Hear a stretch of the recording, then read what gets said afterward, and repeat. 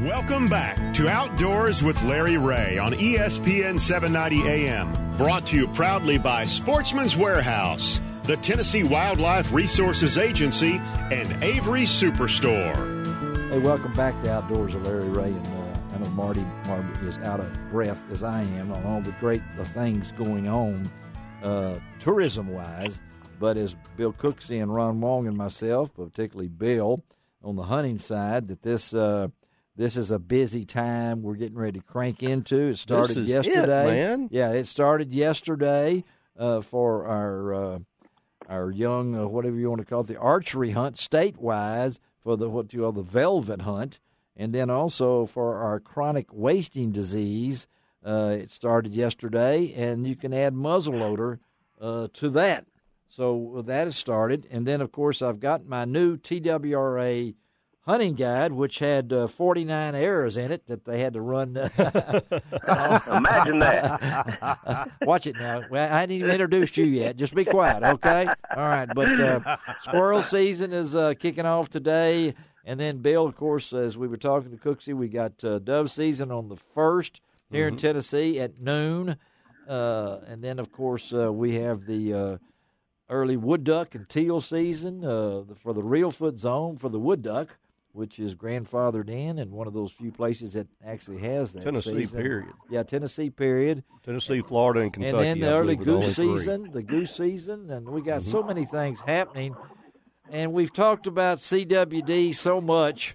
We've been discussing it and everything. So this is yesterday through Sunday in the new Unit CWD, which will allow muzzleloader and archery this weekend for those counties that you folks probably already know. That's I know Fayette, Hardeman, and McNairy were the originals, and now we got the counties surrounding those.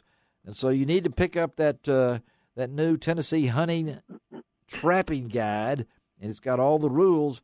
And one of the guys that's kind of caught in the middle of a lot of this, and we'll talk to him because he's been a longtime supporter of this show, and that is Scott Stengel of Stengel Brothers right out of Laconia near Whiteville and Bolivar, Tennessee. Good morning, Scott. Good morning, Larry. Well, let's explain. You tell our listeners what they need to know from you. Well, it's kind of up in the air for us. I'm going to explain this weekend, kind of like me going to Kroger the other day, and I see the Halloween candy already out. Okay. I think it's a little too early to hunt. If that's just my opinion, you know. All right. I'm with you on that. Most of the processors are not going to open up for this. Now, I'm not speaking for the rest of them, but it's costly for us to fire up our coolers and get a deer or two. Yeah. Like last year's hunt, it was hardly anything killed statewide because bow only. Now, there are a lot of people out there hunting with the muzzleloader this time. I don't know what the outcome will be, but it's just not enough to open up. Okay. That's what I want you to say. I'm against it. I'm against it anyway, but nobody cares about what I say, and it doesn't matter. I do. But I tell them if you call my shop today, you'll hear a message and it says that we don't have a cooler operating, and if you're out there hunting, you better have a cooler, a couple bags of ice, and a sharp knife. Okay, that's what I want. That's the utensils for this weekend. Started yesterday. We've got some rain come in. We got a little rain. We've had, but still hot in the weather. And in the CWD zone. And, of course, Scott is one of those fellows that I believe in as far as always has been up and up, and his business is one of the best there is as far as cleanliness and getting your product done the right way. But he has taken a stance that I think a lot of the other ones are doing right now, too. It's just too costly. So be prepared, folks, is what Scott's telling you. That if you are out there and you're hunting today, you either got to have your own cooler more than likely. You're going to have a refrigerator or whatever it might be, plenty of ice, right. and get that deer iced in the cavity as soon as you can. Bags of ice in there, whatever you might want to do, and just be prepared to get out your field dressing book and your At least quarter it down, get it in the cooler, and get it on ice. You got weather like we're having here within 30 minutes. If you don't get that thing quartered up, put in the 30 cooler, minutes, you're I was wondering how long you think it might take. 30 minutes. If it were me, I would be skeptical, depending on the placement of the shot with that time. If it was a gut shot, you'd really have to be careful with it this time of year, and that's one of the reasons I'm against it.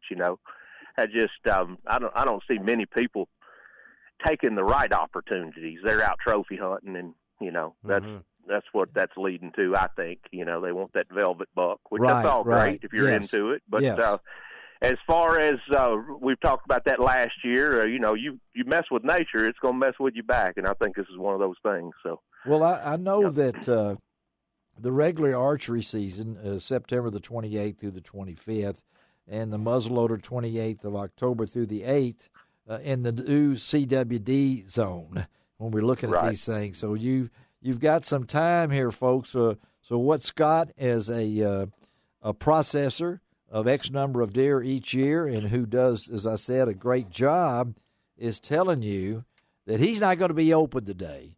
And if you're going to be hunting today, you're going to have trouble finding, I believe, a very many. You should have already been looking for one. Oh yeah, right. Logistically, logistically, you're gonna have trouble anyway. Like you said, if you quarter that deer up and get it in the cooler, you're fine. But logistically, if you do it like you think it's late October or early November, and you chunk it in the back of your truck and head 30 miles away to a processor, you might as well just give it up.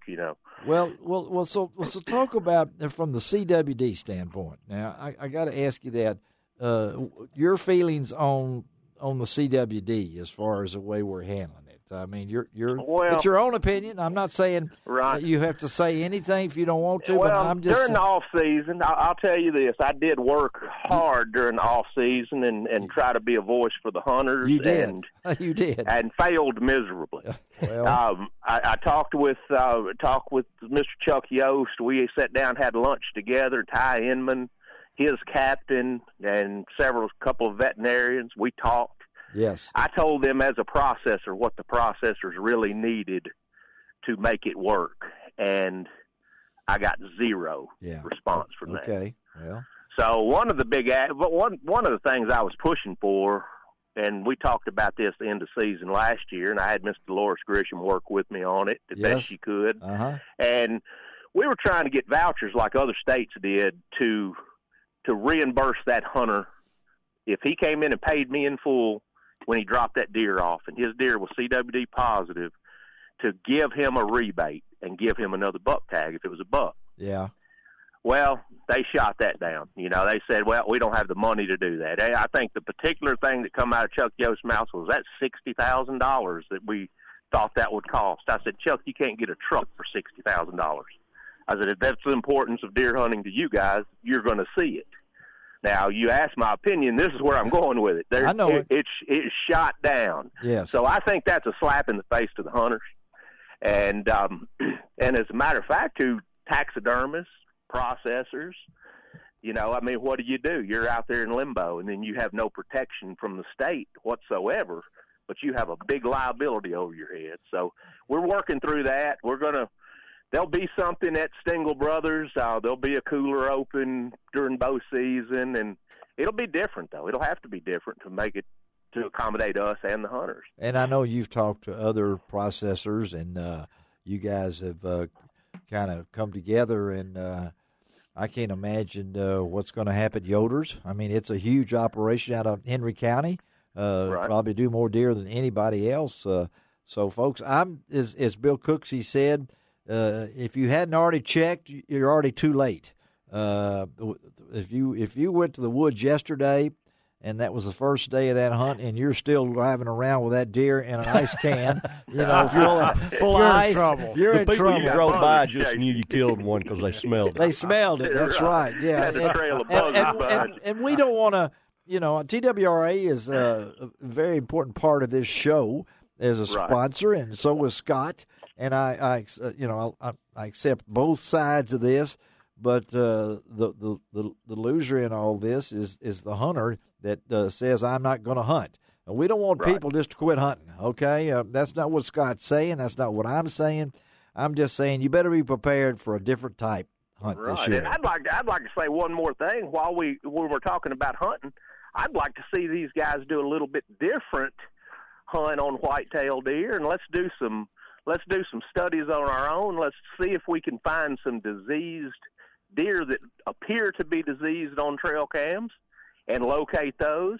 That's a good idea. Alive or dead. Let me see some that are sick. And I haven't seen them yet. Well, and I know that all of us have trail cams, and I can't wait to look at mine. Somebody can't wait to look at them. And all right, let's challenge them. Let's get them into Larry Ray, and let's have fun with this. I mean, if we're going to deal with it, let's do it. Well, I'm excited. I want to see what happens, and I know Scott is, and we're going to be announcing things as we go along, Scott. So we'll probably check back with you in a couple of weeks or 3 weeks, and before we get into the October hunts and things along that line, but. He just told you, if you go to Stengel Brothers today, you're going to get a recording. If you go to anybody else, you better check them out before you go just to make sure who's open and who's not open. Or if you run into problems, you got to call that TWRA. They got those numbers out there. I know Ty Inman. I know all those guys will be in the woods today checking you out, checking things that are going on. Scott, thank you. You always speak it the way you feel, buddy. All right, thank you. Well, that's all I know how to do. So y'all have a good day. All right, buddy. Thank you. Thank all you. right. It's a tough deal. It's a tough deal, and it's a tough deal for the TWRA. It is. And the hunters. Okay, now TWRA does not have excess money. No, they don't have money. They do not. And Scott's got his opinion, and he's a good man. I believe he believes in what he's saying. Yeah. But we've all got to work together on this, and I'm just hoping that in the end that we'll get this thing worked out. If you hadn't got this hunting guide, it's full of CWD stuff, and I know. So if you're out there on your way or you're on your way back from a successful hunt this morning, this is I hope you've already iced it down, quartered it out, and plan on butchering that sucker yourself. I think so. It ought to be in your kitchen right now getting started. And if you plan to get that thing to the taxidermist, Chris Knight out at Shelby Forest, he's waiting on it, but it better be iced down and everything, too. It's always up. And those antlers will go bad fast. Yes, they will. All right, let's take a break. What better way to end this show than talking to Mr. Crappie himself? And I always love to talk to Wally. So we're going to have Wally Marshall coming up, and Ron will, if there's anything technical, Ron will take care of that, and so will Bill, and I'll just listen. We'll be right back on Outdoors with Larry Ray.